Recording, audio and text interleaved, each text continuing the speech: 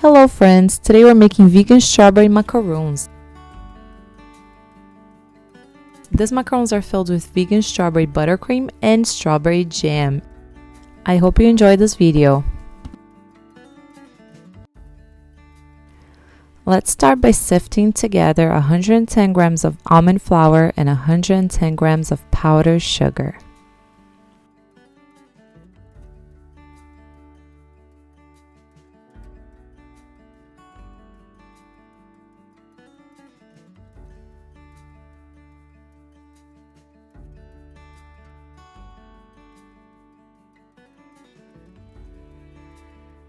You want to be prepared when making macarons, so here are some things you have to do before starting.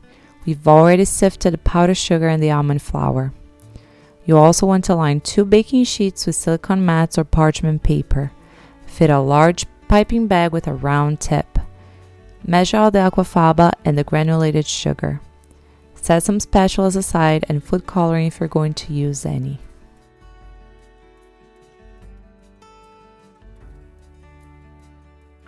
Now add 75 grams of aquafaba to your mixer bowl. I use aquafaba from a can of chickpeas. I used to boil the aquafaba down and reduce it to half, let it cool down, and then use it to make the macarons. Now I just get the aquafaba straight from the can and use it, and it works great. Add a 1/4 teaspoon of cream of tartar and continue to whip at a low or medium-low speed for about 30 seconds.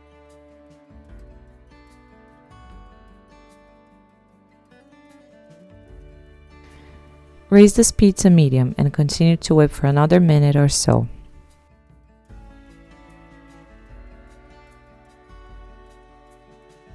When you're able to see streaks left by the whisk on the aquafaba, raise the speed to high. And gradually start to add the granulated sugar, a little bit at a time.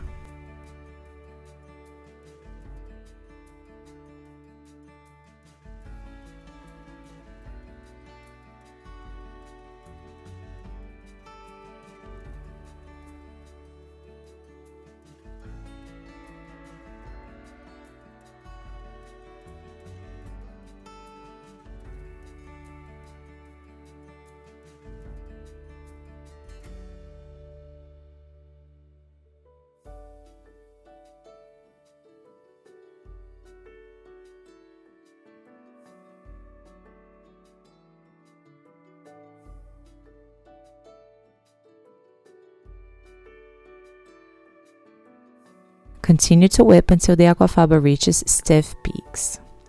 The whole whipping from beginning to end should last about 10 minutes, but it might take more or less time depending on your mixer and on your aquafaba. The peaks should be shooting straight up.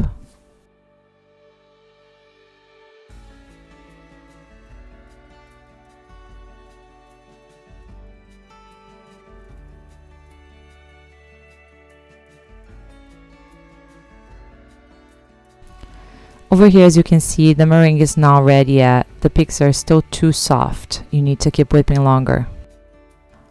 Lots of issues can happen from not obtaining stiff peaks, such as cracked shells, or the batter might become too liquidy and never dry, which will cause your macarons to spread out as they bake.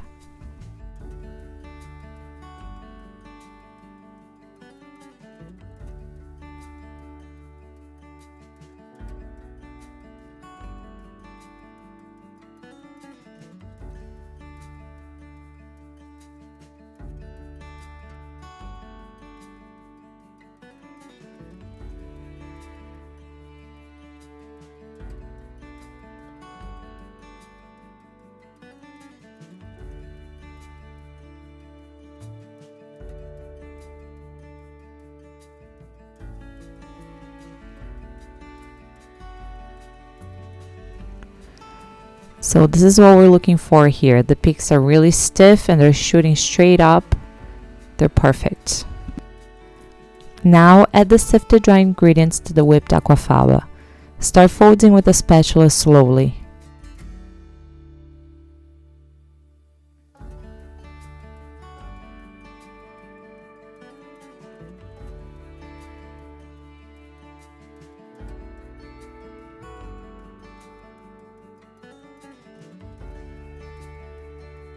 If you're using any food coloring, you can add at this point.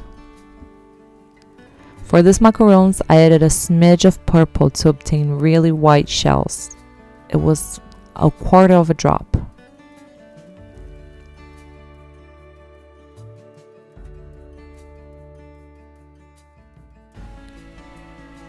Continue to fold the batter, forming a letter J with the spatula. A lot of people ask me how long to fold the batter, but the macaronage time is going to depend on a lot of things. On the intensity with which you're folding the batter, on the consistency of the meringue, and method that you're using. So it's best to pay attention to the signs that tell you that the batter is ready to be piped. You'll fold the batter until it's flowing slowly but effortlessly off the spatula.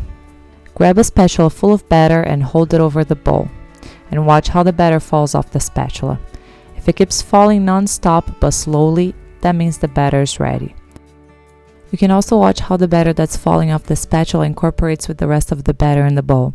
If it's blending in with the rest of the batter, that's a good sign that it's ready. Transfer the batter to the piping bag.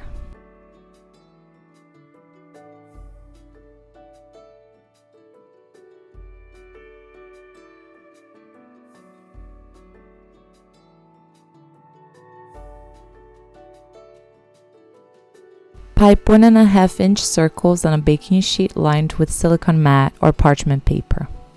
I usually use 2 sheets. It depends on how big you pipe your macarons. You have to place the piping bag directly 90 degrees above the center of each circle.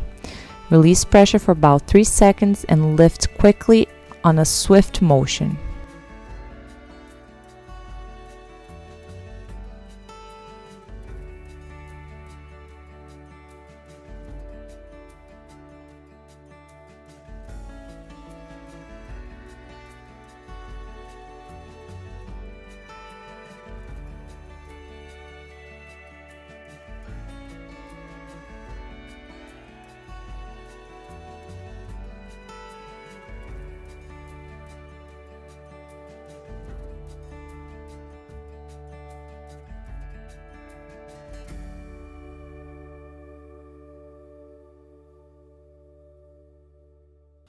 Tap the trays against the counter to release air bubbles. And then use a toothpick to pop any remaining bubbles on the surface of your shells.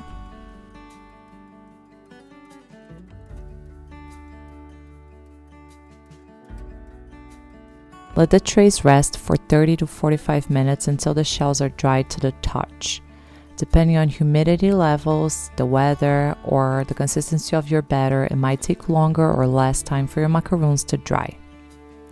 Bake 1 tray at a time at 285 Fahrenheit. Bake for a total of 20 minutes or until the macarons are easily coming off the silicone mat. Remember to rotate the tray every 5 minutes to ensure even baking. Baking time is going to depend on your oven, consistency of the batter, and the oven temperature. It's also very important for me to tell you that you need to experiment with your own oven temperature. Temperatures will vary depending on your oven and your technique.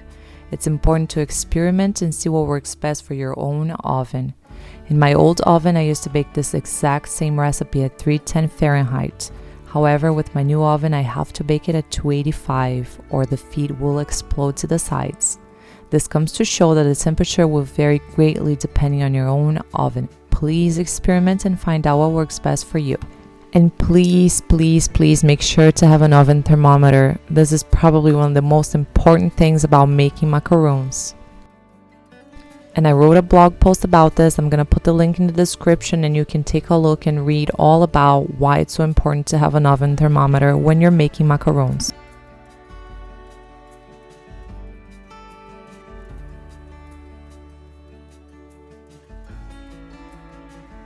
To make the vegan strawberry buttercream, start by whipping the butter on medium for about 1 minute until creamy.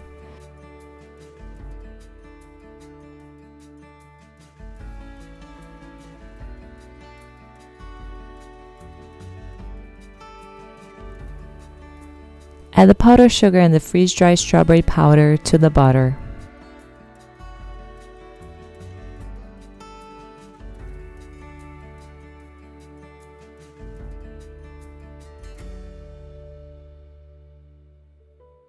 and whip on medium until creamy.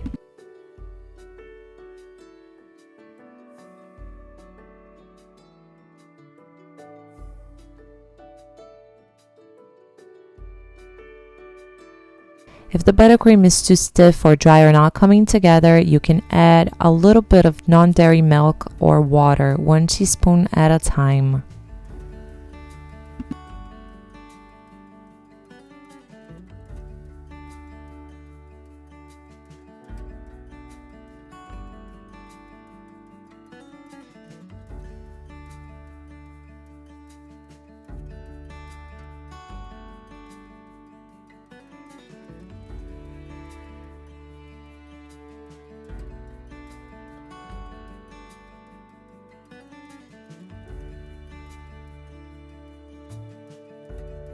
Pipe a ring of buttercream around the edges of each bottom shell.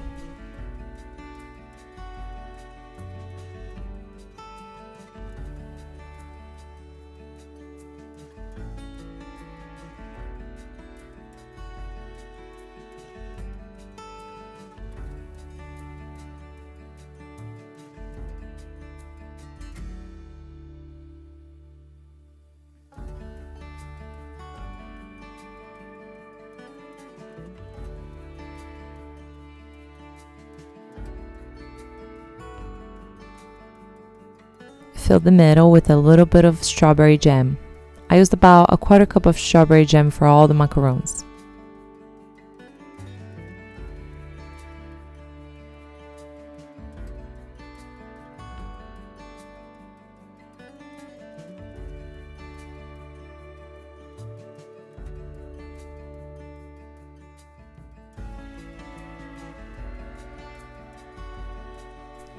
And then top with another shell.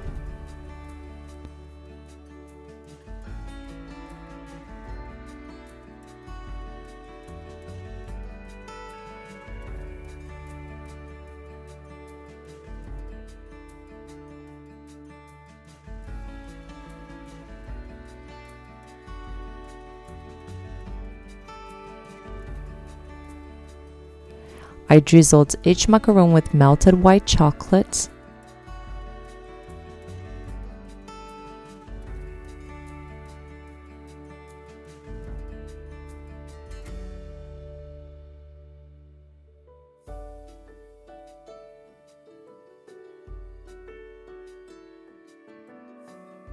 And then topped with freeze-dried strawberry powder.